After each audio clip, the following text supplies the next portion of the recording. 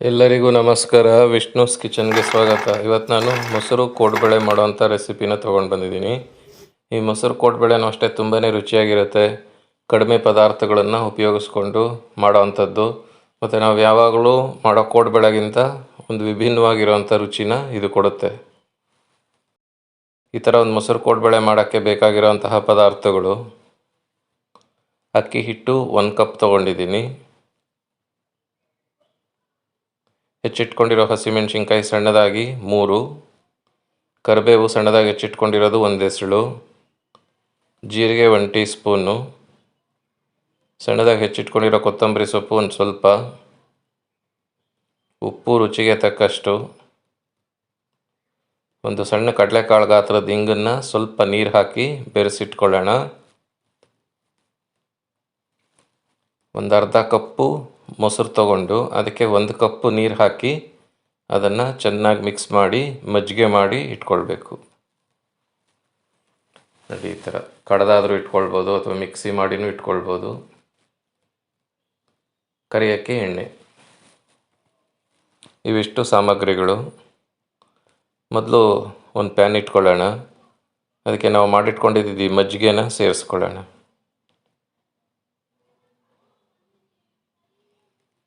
ಅದಕ್ಕೇ ಉಪ್ಪು ರುಚಿಗೆ ತಕ್ಕಷ್ಟು ಸೇರಿಸ್ಕೊಳ್ಳೋಣ. ಹಸಿಮೆಣಸಿನ್ಕಾಯಿನೂ ಸಹ ಅದ್ರ ಜೊತೆಗೆ ಸೇರಿಸ್ಕೊಳ್ಳೋಣ.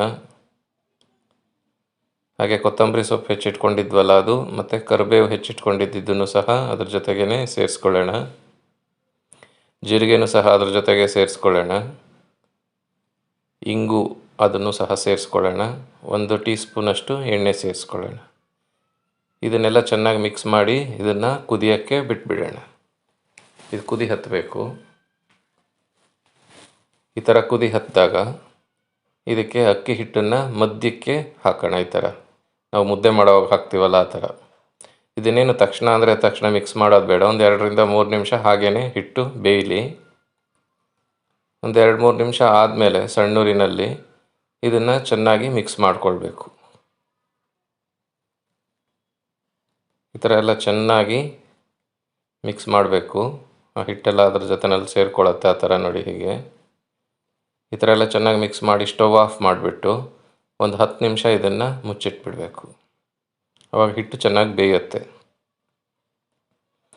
10 ನಿಮಿಷ ಆದಮೇಲೆ ಇದನ್ನು ನಾದ್ಕೊಳ್ಬೇಕು. ಹಿಟ್ಟನ್ನೆಲ್ಲ ಕ್ಲೀನಾಗಿ ಬಗ್ಗಿಸಿ ಒಂದು ಸ್ವಲ್ಪ ಉಗುರು ಬೆಚ್ಚಗಿರೋವಾಗ ನಾದ್ಕೊಳ್ಬೇಕು. ತುಂಬ ಬಿಸಿ ಇರೋವಾಗ ಕೈ ಇಡಬಾರ್ದು. ಕೈ ಒಂದು ಸ್ವಲ್ಪ ಒದ್ದೆ ಮಾಡಿಕೊಂಡು ಚೆನ್ನಾಗಿ ನಾದ್ಕೊಳ್ಬೇಕು. ಇದನ್ನು ಈ ಥರ ಎಲ್ಲ ಚೆನ್ನಾಗಿ ನಾದ್ಕೊಂಡು ಹಿಟ್ಟಿನ ಉಂಡೆ ರೆಡಿ ಮಾಡಿಕೊಳ್ಬೇಕು. ಇದರಲ್ಲಿ ಒಂದು ಸ್ವಲ್ಪನೇ ತೊಗೊಂಡು ನಾವು ಕೋಡ್ಬಳೆ ಮಾಡಿಕೊಳ್ಬೇಕು. ಇನ್ನು ಮಿಕ್ಕಿದ್ದನ್ನು ಒಂದು ಪಾತ್ರೆ ಒಳಗಡೆ ಹಾಕಿ ಮುಚ್ಚಿಟ್ಕೊಳ್ಬೇಕು. ಈ ಥರ ಒಂದು ಸ್ವಲ್ಪ ತೊಗೊಂಡು ಇದನ್ನೆಲ್ಲ ಉದ್ದಕ್ಕೆ ನಾದ್ಕೊಳ್ಬೇಕು.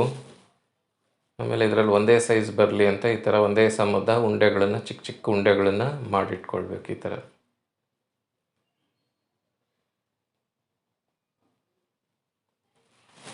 ಈಗ ಈ ಒಂದೊಂದು ಉಂಡೆನೇ ಈ ಥರ ಉದ್ದುದ್ದಕ್ಕೆ ಉಜ್ಜಿಕೊಂಡು ಇದನ್ನು ಮಡಿಸಿ ಕೋಡ್ಬಳೆ ಆಕಾರದಲ್ಲಿ ರೆಡಿ ಮಾಡಿಕೊಳ್ಬೇಕು. ನೋಡಿ, ಈ ಥರ ಹೀಗೆ ಈ ಥರ ಮಾಡಿ ಎಲ್ಲದನ್ನು ಸಹ ಇದೇ ಥರ ಮಾಡಿ ತೆಗೆದಿಟ್ಕೊಳ್ಬೇಕು.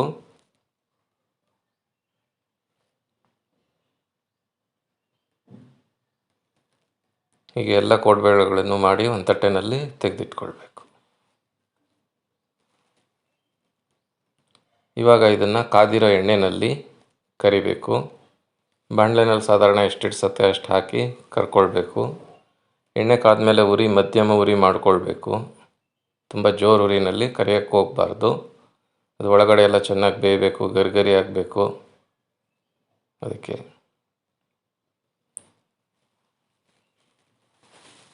ಈ ಥರ ಎಣ್ಣೆಗೆ ಎಷ್ಟು ಇಡ್ಸತ್ತೆ ಅಷ್ಟನ್ನು ಹಾಕಿ ಒಂದು ಸ್ವಲ್ಪ ಹೊತ್ತು ನಾವೇನು ಜಾಲರ ಎಲ್ಲ ಹಾಕಬಾರ್ದು.